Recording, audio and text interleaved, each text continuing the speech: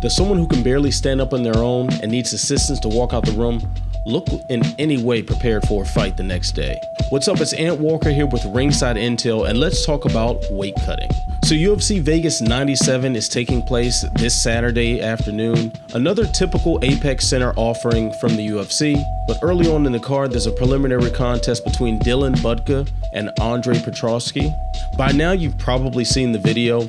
Budka stepping on the scale at the weigh-in, can barely stand up, his eyes are unfocused, he actually needs the assistance of several other people to walk out of the room, and yet he's cleared to fight. I mean, he came in 2.5 pounds over, is gonna be forfeiting 20% of his purse, and of course there was no way that he could cut any more weight with any reasonable degree of safety. But even just watching how he looked, somehow or another the commission approved this, which is baffling to me. We kind of know this routine by now. Fighters who are more or less the same size agree to fight one another in a weight class in order to gain some sort of competitive advantage over one another.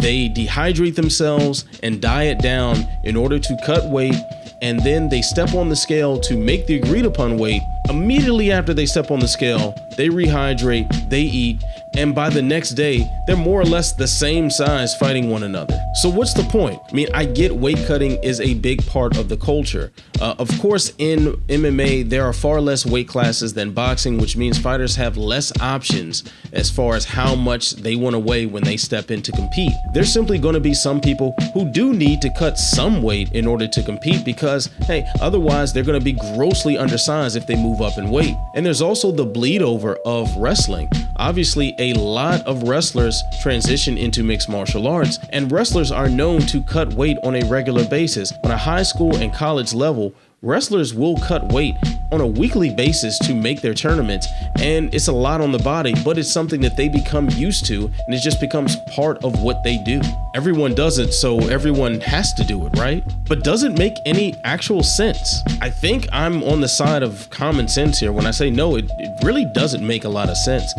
There has to be something done about weight cutting in mixed martial arts because the risk is just simply too high. We've already seen weight cutting related deaths take place in wrestling. We've seen weight cut related deaths take place in lower levels of mixed martial arts. We've even seen a weight cut related death take place in one championship, which prompted their hydration test, which obviously hasn't been executed to any reasonable level of scrutiny, but that was a response to a very real problem in the sport. And for the athletic commissions that are approving some of these fights to take place, such as Nevada, which oversees the Apex Center.